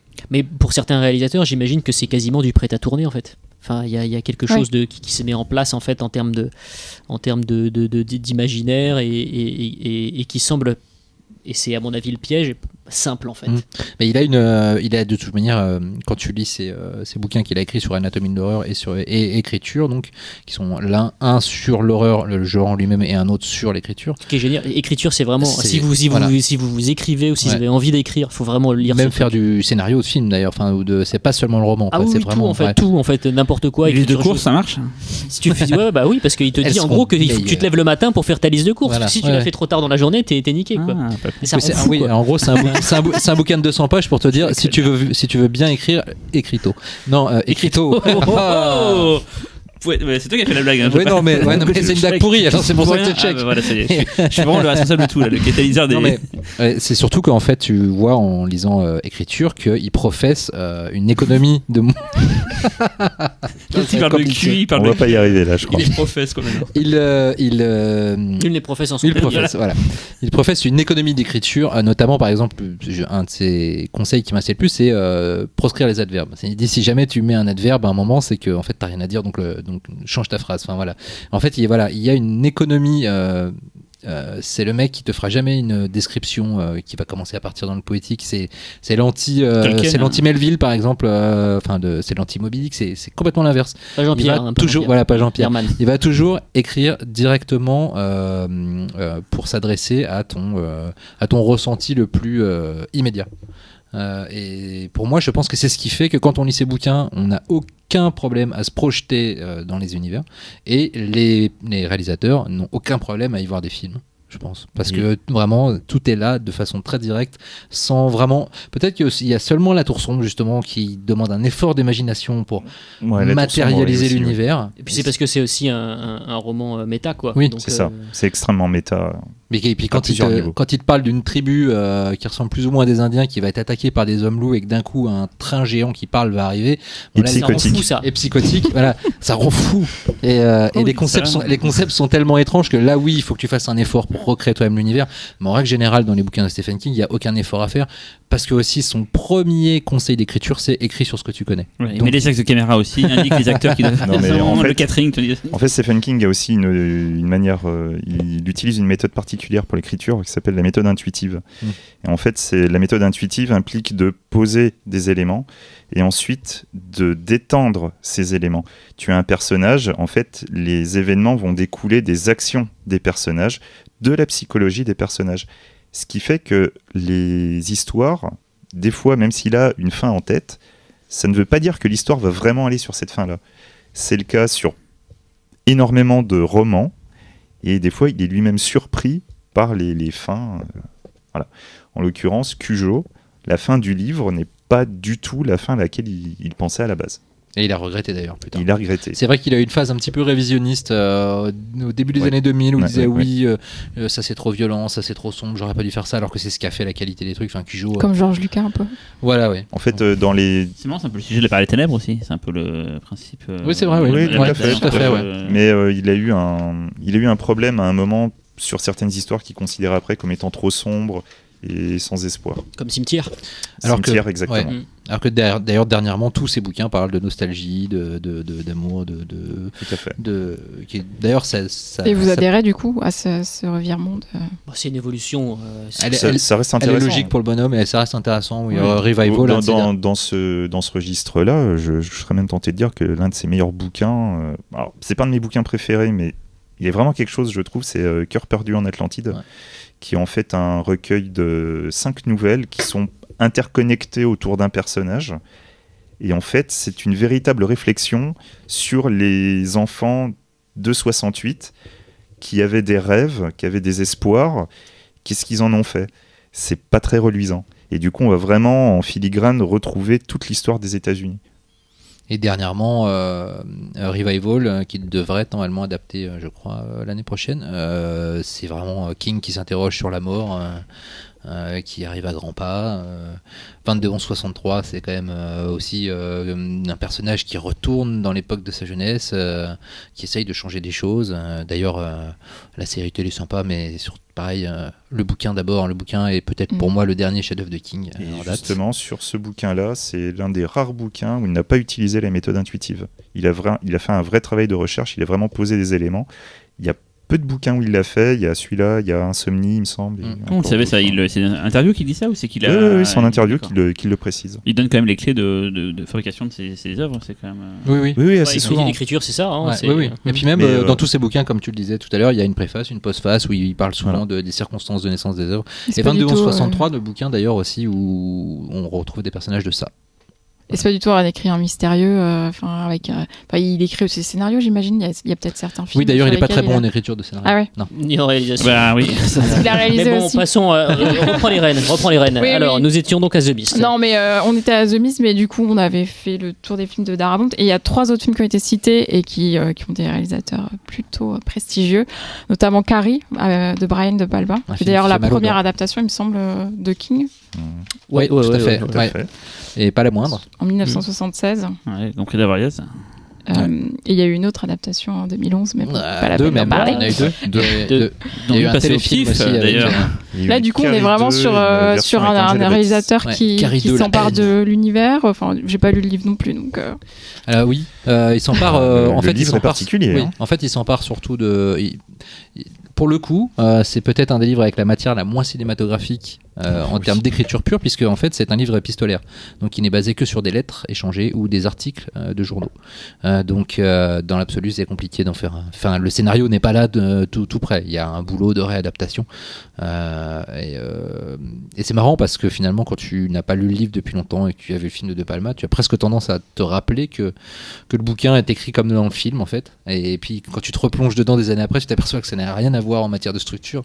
C'est assez génial de voir à quel point, pour le coup, là, le film de Palma a transformé le bouquin. C'est pas dans le Dans téléfilm qu'ils l'imaginaire. ont gardé un peu ce type de structure épistolaire non Si, je crois que dans le téléfilm, dans le Carrie 2, la Carrie haine, 2, il y a, Ouais, c'est- il y a pas mal d'extraits de journaux télévisés, des trucs comme Moi, je ça. reprends ces titres français. Carrie 2, la haine. Carrie Ça de rend la fou, haine. ça rend fou. Ça rend fou. Voilà, donc oui, alors après, bon, moi, je suis, pour moi, le De Palma de cette période était le plus grand réalisateur au monde, donc je crois que je vais laisser d'autres personnes un petit peu plus nuancées en parler. Ça va être difficile. Parce que moi aussi, je suis fan de Palma, enfin de cette période-là. Oui, faut pas- Et d'ailleurs, un truc qui m'a assez attristé, c'est en début 2000, je sais plus quand exactement, il a même décrié certains passages de son film en disant qu'il n'aurait pas dû les réaliser de cette manière-là parce que Oui. ça correspondait pas à l'action. Je suis absolument pas d'accord avec lui. C'est en l'occurrence le split screen. Mais C'est Marc de Fabrique à l'époque, c'était un peu Ouais. son Tout à fait, dada, tout quoi. à fait. Mais du coup, il reproche en fait à la scène finale d'être Mm. une scène d'action mais mal filmée, puisque en fait, il a Contre- tellement éclaté Oui, l'action on que voit ce très n'est bien plus une ce que tu scène veux dire, d'action. on voit très bien ce que tu veux dire. Mais c'est ce qui rend le truc atypique. Mais quoi. justement, c'est ce qui reste en mémoire. quoi. Oui, en plus, pour le coup, c'est vraiment fait. Enfin, la scène, elle est faite de multiples points de vue, donc elle profite complètement de C'est ce film. Mais bon, il est bien vieux, un pépère. ouais, c'est bon. Mais du coup, le film a été extrêmement recentré sur l'idée de sang. Le sang poisseux. Il commence par le sang, il finit par le sang. Il y a une cruauté qui a été rajoutée au scénario qui du coup rend le personnage encore plus touchant. De toute façon, tout le monde l'a vu, donc je spoil rien, mais quand, en fait, dans le bouquin, Dis pas. Ça rend fou. en fait, après avoir tué ses camarades, dans le bouquin, Carrie décide de retourner chez elle pour tuer sa mère. C'est Et parce dans que le c'est pas film, ce n'est pas le cas. Ouais. Elle retourne chez Ouais. elle parce qu'elle veut voir sa mère, parce qu'elle a besoin d'être consolée. Ah oui, c'est Et c'est au moment où elle est en larmes dans les bras de sa mère que sa mère va la poignarder. Et pareil, logiquement, en fait, Carrie finit dans la rue. Juste, c'est à cause de sa blessure, elle va mourir dans la rue, seule. Vas-y, va voilà. mourir dans la rue. Et en fait, dans le film, c'est avec le cadavre de sa mère dans les bras. Elle est tellement triste et folle de douleur, elle se donne elle-même le dernier coup en faisant s'effondrer la maison sur elle. D'accord. Bah, c'est une sacrée différence. Oui, non, mais il y a vraiment quelque chose d'extrêmement sensible dans le film qui a été rajouté, et c'est ce qui fait que le film est autant apprécié. Il m'a semblé d'ailleurs qu'aux États-Unis, c'est un des films préférés pour Halloween. Pour anecdote. Puis le casting est juste. Sissy Spacek, elle est tellement incroyable dans ce film. C'est ce mélange parce qu'elle est. Enfin, on fait souvent moi je fais souvent la blague dans les films américains. T'as toujours le personnage de la meuf censée être moche, tu vois, juste parce qu'elle a des lunettes et tout. Et puis à un moment donné, t'as un mec qui fait non, mais je pense qu'elle va être bonne si on enlève les lunettes, on lui met 2-3 maquillages. Et en fait, la meuf, elle était bonne dès le début, tu vois. C'est juste que. Et en fait, dans Carrie, elle est parfaite. C'est-à-dire qu'elle est à la fois pas très jolie, à la fois sublimement belle, à la fois complètement gauche, complètement gracieuse. Enfin, elle est juste incroyable. Elle est le personnage. Flippant, elle passe de l'innocence à la cruauté totale, à la cruauté de l'innocence. Enfin, elle est parfaite. Et je pense que sans elle, le film aurait beaucoup moins fonctionné, malgré la maestria de Palma. Mais là, elle est encore plus puissante que la mise en scène de Palma. Et il faut quand même envoyer du bois pour être plus puissante que De Palma. Mais quand on en Plus parle comme ça, j'ai l'impression que cette histoire-là, elle s'inscrit moins dans la mythologie de King. En fait, elle a l'air un peu plus sèche, en one-shot. Et en fait, Oui. là, on arrive sur un cas assez particulier et en même temps assez récurrent qui, en fait, qu'est-ce qu'une bonne adaptation de King ?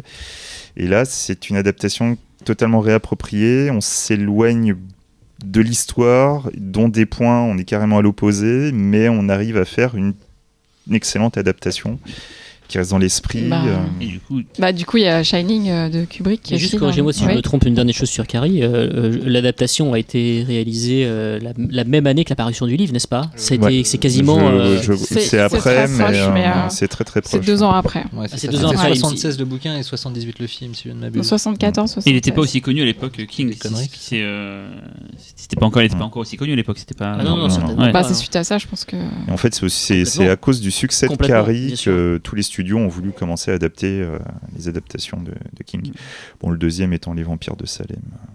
74-76, c'est ça. D'accord, ouais, je pensais que c'était Et plus, donc, plus rapproché. Shining. Et donc alors. Shining dans le genre adaptation pas fidèle de Kubrick, puisque là il y a même, je sais pas si c'est vrai d'ailleurs, des rumeurs comme quoi King n'était pas du tout Il, satisfait. oui, non, c'est vrai. il déteste et il continue de Ça l'a rendu détester fou. cordialement. Il dit que le téléfilm c'est le vrai, ouais. le vrai quoi. C'est vrai, entre Mick Garris et Kubrick, il y a pas, je veux dire, comment on peut se poser la question quoi. Arrêtez Arrêtez, il y a des avec pousseaux de Mick cheveux Garris. quand même. Arrêtez avec Mick Garris. La nuit déchirée, c'est super bien. Alors moi, par contre, je serais plus timoré. Ah, Pour moi, les deux ont des qualités. Et pourtant, je suis fan de Kubrick, hein, vraiment. Mais je comprends pourquoi Stephen King reproche. En fait, bon, Stephen King, c'est notoriété publique, est alcoolique. Et en fait, Quoi ? je savais pas. Moi. et Ça en fout, Shining, ces anecdotes ce soir. Shining parle d'alcoolisme. Et c'est quelque chose de très important forcément pour l'auteur, qui à l'époque inconsciemment, mais depuis il s'en est rendu compte, il était en train d'exorciser ses propres démons. Et on a un réalisateur qui a décidé de s'en foutre royalement pour faire autre chose. Et il faut savoir que chez King, l'alcoolisme, c'est le sujet de 60% de ses romans. Oui, facile, oui. Et c'est 60% de ses héros sont alcooliques. Et même le bouquin qu'il a écrit au pic de son alcoolisme et de sa drogue, c'est les Tommy Knockers. Et tu le sens dans le livre. Ça, il conseille dans l'écriture aussi, ou de Ouais. se droguer et de boire. Il déteste du coup les Tommy Knockers, mais à la lecture, c'est pas un bouquin facile à lire, ça fait du surplace et tout. Mais alors par contre, cette ambiance de complètement parano, poisseuse, dégueulasse, tu sens vraiment le poids de l'addiction dans ce bouquin. Voilà, pardon, excuse-moi. Oui, voilà. Enfin, tout ça pour dire que on peut comprendre pourquoi Stephen King n'apprécie pas le travail de Kubrick. En plus, alors après, hein, je ne sais pas, mais c'est vrai que Kubrick a eu un choix en fait, un moment qui pourrait être assez mal interprété par certains. C'est qu'au moment de l'écriture du scénario, il a préféré demander à un autre écrivain de l'aider à adapter le livre. Bon, ça peut être un peu vexant. Après, je sais pas. Enfin, bon, voilà quoi. Les deux films, enfin les deux versions sont quand même très différentes. Bon, il y en a un qui a Rebecca de Mornay, donc forcément, voilà, Forever. On a des ambiances extrêmement différentes, puisqu'on a Kubrick fonctionne beaucoup sur la notion de froideur, mais comme toute sa filmographie quelque part, on parle vraiment beaucoup de glace, de solitude, à un point tel que le montage d'origine qui faisait 2h20, on voyait l'extérieur, on voyait d'autres personnages. 20 minutes ont été coupées pour l'international, histoire de recentrer encore plus sur la famille. Et au niveau de l'alcoolisme, on a perdu le côté tragique du personnage principal. On est déjà dans la folie, en fait, avec Nicholson. C'est ce qui rend d'ailleurs le personnage si malaisant au début C'est ça, du film. voilà quoi. Tout est recentré, tout est déjà là en fait, et tu vois le truc exploser. Dans la version de télé, finalement, le père est alcoolique. L'alcoolisme va être une sorte de porte pour que les fantômes puissent l'utiliser pour choper l'enfant qui a le Shining. Et quelque part, c'est en essayant de faire le bien qui provoque la catastrophe. Donc le personnage est vraiment très intéressant dans le téléfilm. Puis pour l'anecdote, du coup, il y a eu une suite Trop d'anecdotes. que Stephen King Je suis a. plus là. Stephen King a écrit une suite de Shining Dr. Sleep. qui s'appelle Dr. Sleep. Cyril, Non, blague, slip, non. Oh, Caleçon, merde, putain. hop, c'est bon. Putain, Dr. c'est vraiment le Caleçon. bas niveau sur les blagues. Vraiment que je suis là pour monter de niveau. Parce que là, franchement, des blagues de bas niveau. Quoi. Et qui est alors là pour le coup c'est juste, je sais pas, c'est un précis sur l'alcoolisme et sur le repentir sur l'alcoolisme. Ça ne parle que de ça. Et ça décrit même l'addiction. Dr. Sleep, le slip, d'accord. Oh putain, t'as fait une blague genre le manoir là. Tu vois, Pistorius, ok. Non, mais c'est pas grave. Relou. Et, Centre. Ouais, non, mais Donc, donc, il digresse sur Dr. Sleep, c'est pas du tout le sujet. de Alcoolisme, Si, machin, Shining, blabla. Dr. Ok, Sleep, la juste- suite, il n'y a et- pas eu d'adaptation. De toute façon, ça serait pas bien parce que c'est pas parce- Kubrick. parce que le bouquin est pas terrible, mais surtout même les méchants, qui sont cette fois des vampires psychiques qui se nourrissent du Shining, sont accros comme des alcoolos au Shining. Enfin bon, voilà. Mais ça d'ailleurs, part que le de ça. Shining dans la tour sombre, Oui, bah Tout oui, à oui, fait. c'est vrai. Sauf que- Se faire chier à pas avoir un scénario. Tu vois, le Shining, il dit qu'il faut aller là, on y va. c'était dans les bouquins aussi. Alors en Dans fait, les bouquins. effectivement, un des personnages est le Shining, et dans l'univers de la Tour Sombre, Il faudrait beaucoup penser à le de rendre, personnages peuvent développer le Shining à différents niveaux. Et même dans l'univers de King en général. Mais je suis désolé, dans le bouquin, à aucun moment, un Ils mec disent qui arrive le à faire péter un démon avec le Shining. Ça ne marche Ouais. pas comme Oui. ça. Non, Même avec un Shining très très fort, Ouais, il n'y arrive non, pas. Le C'est pas Shining, ça. ça rase, quoi. Non. Même un Shining Tatum, ça marche pas. Bien. Ah, elle est bien celle-là. Voilà. Ok, tu t'es rattrapé. Mais c'est juste pour terminer parce que il T'avais une anecdote digresse une demi-heure sur Alors, les sur lofters ont bouquins. détesté On n'a pas parlé du film, détesté Shining, faut le savoir. Les lofters n'ont pas vu Shining. Mais non, mais pour mettre un peu d'huile, pour jeter un peu d'huile sur le feu, on est en droit de préférer l'interprétation du téléfilm de Mick Garris à l'interprétation du Kubrick, que moi je trouve insupportable. Mais vraiment insupportable. De Shelley Duvall en passant par Nicholson, je ne les supporte pas et Duvall, j'aime c'est pas tendu, du ouais. tout le film. Duvall, Mais c'est vraiment, tendu. je n'aime pas du tout le film. Je lui ai donné mais je ne sais combien de chances. J'arrive pas. Ce film-là, je trouve vraiment que c'est un mauvais film. Voilà, c'est tout. Bra. Drop the mic. Ok. Bon, je vais Non mais essayer je pourrais d'enchaîner. épiloguer, tu vois, genre en expliquant pourquoi j'aime vraiment pas le film, mais voilà. Gueuler dans les commentaires. Donc là, vous êtes en train de dire sur les 5 préférés des Ah, il y gens a des qui choix nous de merde, suivent. hein, franchement. Je veux dire, les gens qui nous suivent, ils ont un peu des goûts de chiottes. Moi Ça rend fou. j'aime pas spécialement Shining, mais par contre, c'est vrai que c'est un peu un monstre intouchable. Donc je comprends qu'il soit dans la liste en fait. Bah oui, oui. enfin. Après, il y a aussi encore une fois un côté Madeleine de Proust. Moi, mes parents me l'ont montré, j'avais une dizaine d'années, je sais pas ce qui m'a passé par la tête. Ah. Juste, à un moment donné, j'ai dû sortir de la pièce parce que je me T'as sentais rendu pas fou. bien, ça m'a rendu fou. Et, Mais je mets un copyright, monsieur les enfants. Chez les Duval, elle est nullissime dans le film. oui, mais à 10 Elle ans, est elle est nullissime. juste inquiétante en fait. Tu vois, mais voilà, en fait, Tu moi la connaissais, j'ai découvert. Comment Non, rien. Non, redis, ça avait l'air drôle. Et, Juste C'est l'air. alors. gênant. C'est gênant. non, vraiment, quand j'ai découvert le film Gosse, ça m'a traumatisé et j'ai des images qui me sont Moi restées aussi, longtemps en Ghost, quand tête. je l'ai vu, ça m'a traumatisé. Franchement, Ghost, c'est mieux que Shining. Hein. Et donc, La musique est mieux. et à chaque fois que je le revois, je retrouve moi, c'est vraiment le côté malaise. C'est le bouquin a un côté plus magique quelque part. Même l'expression du fantastique dans le bouquin. Enfin, t'as il y a des buissons en forme de créatures qui s'animent pour poursuivre l'enfant et tout. Enfin, il y a vraiment tout un côté presque bestiaire du fantastique dans le bouquin qui lui donne un côté un petit peu merveilleux, inquiétant. Tandis que le film est beaucoup plus psychologique, donc beaucoup plus dérangeant. Le film parle même de dédale, de labyrinthe. Oui. On a la demeure en elle-même, avec ses longs couloirs, la steadicam et tout, qui montre l'hôtel comme un gigantesque labyrinthe. Et nous avons le jardin, qui a un véritable labyrinthe. Je trouve d'ailleurs que c'est le film où Le jardin est le mieux filmé où chez le, Kubrick. où Quel troll celui-là. le parallélisme chez Kubrick est le plus inquiétant et le Oui. plus cauchemardesque. et Arrêtons avec le plus, parallélisme chez Kubrick. et le la plus, symétrie, C'est pas une emprisonnant. voiture, quoi. ça suffit. Laissez-le parler. Il a trop parlé, là. Ça rend fou. Ouais, t'as trop parlé sur sur la alors. tour sombre. Maintenant, tu nous laisses Cinquième- causer. Putain, réfléchis, bordel, C'est quoi. lui qu'elle puisse parler sur la chanson. en plus. Et Allez. cinquième film de la liste, du coup, qui n'est pas un film fantastique, du coup, à moins que je. Batman Forever. Misery de Rob Reiner. Oh, Fantastique, c'est de l'horreur. Oh, c'est pas mal. ouais, ça va. Oh, c'est le seul film où j'ai vu le bouquin. Après, on donc, demandera à Posto ce je suis qu'il a aimé. content. Non, mais je sais pas, King et les adaptations des années 90, là, Non, mais Mais c'est là, vrai que Là, c'est Misery. quand même un réalisateur qui a quand même fait 2 adaptations de King, Stand By Me et Misery, et qui je trouve sont 2 très bons films adaptés de King. Alors, j'ai pas vu Stand By Me, mais j'ai pas lu Stand Chef-d'œuvre, By Stand By Me. Me. Mais le film, il est génial en tout cas. Et Rob Reiner, et je trouve qu'il est doué pour faire. Mais là, Misery, pour le quoi. coup, Misery, c'est typiquement le genre de truc où tout est sur le papier. Ah oui, c'est Ah, clair. dans le bouquin, tout est sur le papier. Si t'as le bon acteur, si t'as la bonne actrice, c'est parti. Et il les a, donc c'est Il les a. plié. Ouais, C'est plié. Et c'est juste décevant sur le côté horrifique parce que le bouquin va plus loin. c'est Euh, pas ouais, mais tant que ça, c'est ce justement, violence. moi, Sur les je- violences, ça va plus loin. Il va plus loin comment Bah, par exemple, au lieu de lui casser le pied avec un marteau, elle lui coupe Voilà. la jambe directement. Voilà, et il y a, ça y est pas dans le film le personnage du flic qui passe sous la tondeuse. Elle le bute justement juste au fusil. Ouais, elle le bute juste Alors au que fusil, le flic, quand il arrive, elle le fait passer juste sous la tondeuse de gazon. Il gicle dans tout le jardin. Justement, moi, le coup du sabot, Et ça, on y j'ai retrouve dans préféré. Maximum Ah Overdrive. bah ouais, c'est J'ai vraiment préféré parce dégueulasse. que moi personnellement, je suis plus sensible à des os brisés. T'es plus fracture, toi, que je suis plus- amputation. Ouais, tout à fait. Plus fracture qu'amputation. Ça, j'avais des doutes, Xavier, mais non, j'en suis convaincu. Quoi. C'est important de savoir si connaître ses amis. Quoi.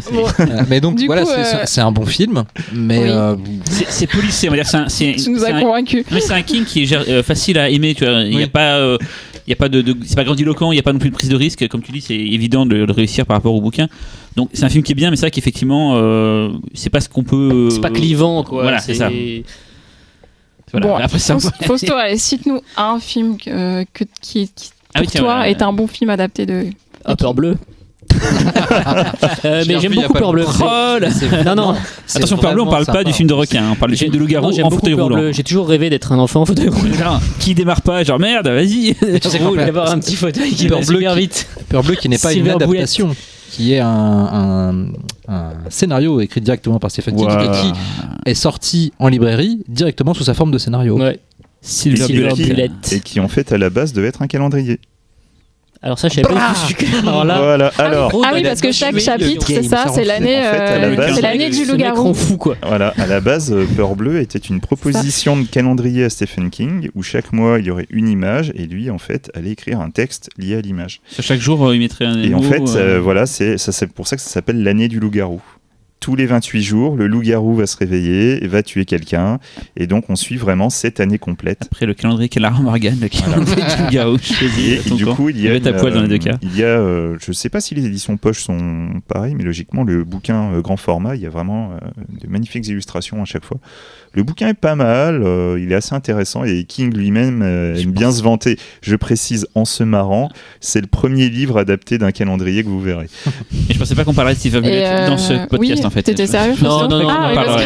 que- non. Mais en fait, il y a les évidences du type Dead Zone, tu vois, ou Carrie, évidemment, mais j'aime beaucoup The Mangler.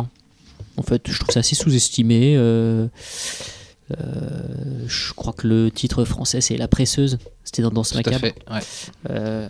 Et j'aime bien ce film. Je trouve que c'est un... Donc c'est Tobe Hooper. Ouais. Et je trouve que c'est hyper cohérent avec les thématiques de Tobe Hooper, des machines, des mécanismes qu'on retrouve dans tout son cinéma. Et voilà, il y a une symbiose entre l'écriture de King, les obsessions de Tobe Hooper et sa mise en scène. Et je trouve que le film est assez chouette. C'est pas un grand film, mais j'ai de la tendresse. C'est peut-être le dernier bon film de Tobe Hooper d'ailleurs. Quand on y réfléchit, c'est 95 le film, je crois. Oh non, j'aime bien Mortuary. Moi. Ouais, il y a des trucs, mais quand même, si on regarde aujourd'hui, on se dit que. Voilà, Ah, c'est vrai, j'ai pas on a revu. peut-être Cela pas dit, dû faire moi, la couverture dessus. Mais c'est pas grave. Mais. Il était très en face à ce moment-là. hein. Pardon. Il était très en face à ce Non, non, moment-là. et puis non, mais attends, de toute façon, un Tobe Hooper au cinéma, Ouais, tu voilà, te poses ouais. pas la question, quoi. Faut... Et du coup, Tobe Hooper et Stephen King, ils ont collaboré plusieurs fois, c'est ça? Ils étaient. Bah oui, Les Vampires de Salem, Salem, c'était ouais. c'était un téléfilm d'ailleurs. C'était Exploité en France en salle, mais en version raccourcie quoi. Tout à fait. C'était leur première collaboration, mais c'est intéressant, c'est quand on regarde la liste des réalisateurs phares en fait du cinéma horrifique américain des années 70-80, on se rend compte qu'ils ont tous adapté King, quoi. C'est ce qui prouve que King était effectivement Incontournable. hein. complètement incontournable, qui c'était quelqu'un qui livrait suffisamment de vision pour stimuler des réalisateurs qui pourtant en avaient déjà de bien affirmés et qui n'avaient pas forcément besoin de se raccrocher en fait à des écrits déjà existants pour produire des images puissantes. Mais voilà, c'est un mec qui est arrivé. Je pense que la naissance artistique de King a coïncidé en fait à la naissance artistique de réalisateurs horrifiques déterminants en fait dans le cinéma, même pas américain mais mondial. C'est un âge d'or aussi, un âge d'or du cinéma fantastique. Ouais, complètement. Complètement, et donc cette rencontre a donné lieu à des chefs-d'œuvre. On a évoqué Carrie, Dead on Zone, n'a pas t'as dit, évoqué ouais. Dead Zone, mais après il y a des plus petits films qui sont hyper attachants comme Cujo de Lewis Teague, qui est un film qui est assez incroyable par certains aspects, et voilà. Donc je sais pas, j'ai un peu du mal à me fixer sur un en particulier, mais si je devais en retenir qu'un seul, vraiment je dirais Dead Zone. Ouais. Dead Zone, C'est- moi, c'est parti du trio de tête, je pense. Ouais. Vraiment, c'est. Mais alors attends, fais un classement. Non, mais c'est vraiment genre. En plus, il est super d'actualité maintenant, tu vois, sur un fou qui pourrait prendre possession d'un État comme les États-Unis, tu vois, et qu'est-ce qu'on pourrait faire, tu vois. Enfin, c'est évident de dire ça par rapport à Trump, machin et tout, mais c'est vrai que oui, c'est un film assez prophétique, assez dingo quand même, et pareil, un super casting, un super réalisateur. Enfin, moi, je trouve que c'est vraiment un film parfait, quoi. Une super musique aussi, hein, c'est vraiment. Je sais pas ce qu'on pense les deux loustiques. Waouh. Ah, mais Dead Zone, c'est juste mortel. Sachant qu'il y a un téléfilm aussi qui existe. Série télé Une série aussi. télé. Série, C'est ouais. télé, ouais. Bon, on n'en parlera pas, hein, Non. parce que bon, faut pas Non. déconner. Mais c'est marrant parce que Dead Zone, pour beaucoup de personnes, c'est quand tu sais que c'est Cronenberg, beaucoup de personnes se disent, mais ouais, mais c'est bizarre, ça ressemble pas à du Cronenberg. Alors que Vous êtes thématiquement, fous, c'est en hein. plein dedans. Hein. Bah oui, voilà. Alors pourquoi justement? Parce que moi, je pense plutôt que ça ressemble pas à du Cronenberg. Bah, Non, sur c'est l'effet de. Sur le lien entre ton corps, il y a un accident, donc ce qui arrive à sa chair va influencer c'est- son oui, esprit c'est- et lui donner. Moi, je pensais plutôt que les visions, machin et tout, mais C'est juste que voilà, visuellement, ça se traduit pas par quelque chose qui est vraiment littéralement à l'écran, par une mutation de chair. C'est quelque chose qui reste plus intériorisé. Mais oui, c'est pas étonnant que Cronenberg se soit dit, je peux faire mes dents là-dessus. Et on ne verra plus jamais, parce que je pense ça quand je vais à Gérardmer, mais les kiosques ou pour les concerts, machin et tout, c'est que dans les parcs, Ah oui, on voit oui, plus jamais oui, un oui, kiosque oui, sans c'est jamais vrai, penser à Dead Zone en fait. Effectivement, Comme il y en a à Oui, Gérardmer, je suis je sais assez pas, on le d'accord. voit. Ouais. Du coup, toi, Xavier, c'est Dead Zone aussi ou t'en as un autre Ah non, moi chouchou c'est Cimetière. Bah, c'était mon troisième celui-là. Grand C'est, film. j'adore Cimetière. Grand Vraiment, c'est. Moi, c'est marrant parce qu'en fait, je trouve qu'il chope pas une bonne patine. Non, Je trouve qu'il vieillit mal, visuellement parlant. Mais il fonctionne toujours. Je sais pas, C'est j'adore. tellement poisseux. C'est un film qui ferait un bon remake justement, parce qu'il y a matière à faire quelque chose de classe. Qui était annoncé, je crois, à un moment. Oui, hein. ouais. Mais est-ce que vous pensez qu'aujourd'hui on oserait faire ça en Non. fait? Bah non, on va changer, Non, on mettra c'est- pas le gamin, c'est ce ça. sera Ce autre sera un chose. adolescent ou Pas le un chat. peu Ce sera, plus vieux. ce sera la mère qui reviendra ou un truc comme ça, mais ce sera pas un Mais bébé. voilà, c'est. Là, ça peut Cimetière qui 2 va quoi. trancher des tendons. Oui, voilà. Le- oui. C'est ça. Les scènes avec le gamin, elles sont juste mais terribles, quoi. C'est. Waouh. Et c'est donc une réalisatrice qui l'a fait quoi. Marie Lambert. Marie Lambert. Ah, il y a des rumeurs comme quoi King était très présent sur le plateau. Ouais. Et Ouais, bon, on a vu King réalisateur et on sait que. Oui, oui, oui. Parce que Maxime Overdrive, c'est En même quand temps, Marie même- Lambert, c'est son seul bon film. Hein. Ouais, C'est ça. vrai aussi. Urban Legend 3, c'est ça? Ah oui, Ouais, c'est ça, oui, ouais. oui. C'était- Bloody Mary. Et d'ailleurs, tant qu'on y est, pourquoi ne pas parler de Cimetière 2 Voilà. Non. C'est qui Oui, n'a bah. plus rien à voir avec Stephen King. Donc Non, nous c'est n'en marrant parlons ouais, pas. parce que j'ai réussi à convaincre un pote récemment de le regarder alors qu'il avait pas eu tout envie. Je lui ai fait, j'ai toute la soirée, il avait regarde Cimetière 2, regarde Cimetière 2. Et il l'a fait, il me fait putain, pourquoi tu m'as fait regarder cette merde? Et je fais bah ouais, je voulais juste que tu le vois quoi. Voilà. D'accord, donc t'es pas comme ça Sympa. qu'avec nous. Et c'est avec d'autres gens. Mais Du coup, Laurent, toi, qu'est-ce qui reste? Bah, dans l'absolu, j'ai envie Il y a de les démons parler du de maïs. Creepshow, qui est quand même un film vraiment mémorable, et du 2 aussi, qui a une nouvelle, je crois, tirée de Ouais, King, The Raft. The Raft, qui est peut-être la meilleure. Ah oui, Le meilleur sketch La des deux plateforme, Creepshow, sur le lac, des deux ouais. Creepshow réunis. Non, en fait, j'ai envie de parler. Bon, alors, c'est très bien Creepshow. Non, mais j'ai envie de parler de The Night Flyer de Marco Brambilla. Qui est le réalisateur de Demolition Man, et que j'ai trouvé, j'adore la nouvelle. J'ai toujours trouvé. Alors le concept, c'est un vampire qui vole de petit aéroport en petit aéroport dans les États-Unis avec son petit avion et qui tue des gens, qui se nourrit comme ça et qui repart après. Donc, et il y a un journaliste qui arrive à faire un lien entre le pattern des morts et les déplacements de cet avion et qui se lance sur sa piste. J'ai toujours trouvé le film assez très efficace. Vraiment méconnu totalement. Je vois Xavier Non, qui me regarde avec beaucoup aéroport, c'était rigolo, sa piste aéroport. avec beaucoup de circonspection, mais j'ai toujours trouvé que c'était une adaptation extrêmement oubliée dans toutes les adaptations de King, et qui a son. Non, mais disons que je la mentionne parce que les plus gros ont déjà été dits et que Oui, j'essaye du coup de mettre en lumière aussi quelque chose. C'est Qui Tu peux dire mériterait Christine par exemple. c'est juste de la surprise. Voilà, c'est tout. C'est la surprise. Et je ne déteste pas le film. Mais j'aurais aimé que ma préférée soit Charlie, car je trouve que c'est un des meilleurs bouquins de King et qui a hérité d'une des pires adaptations de King, Firestarter, donc avec Drew Barrymore, et c'est criminel. Mais j'attends toujours l'adaptation du bouquin de King le plus terrifiant qu'il ait fait, Marche ou crève, qui est peut-être en revanche une des adaptations les plus compliquées à faire. Et Firestarter, apparemment, il y a une autre adaptation prévue pour 2018. Ah, bon, ça fait un peu peur déjà. Bah déjà c'est plus ou moins Stranger Things, puisque dans Stranger Things ils ont quand même, c'est en gros le scénar de Charlie, de Firestarter. Tu veux dire qu'ils auraient copié sur des trucs? Et non, c'est même mieux, c'est qu'à un moment donné t'as t'as un personnage qui résume la situation de Stranger Things à un autre personnage, et le personnage répond mais c'est du Stephen King ce que vous me racontez. Bon voilà. Et toi Véronique? Plus d'incitation. Les démons du maïs. Ça c'est un film popcorn, mais j'aime. Pas mal. Pas mal, hein. Pop. Non, j'aime pas du tout.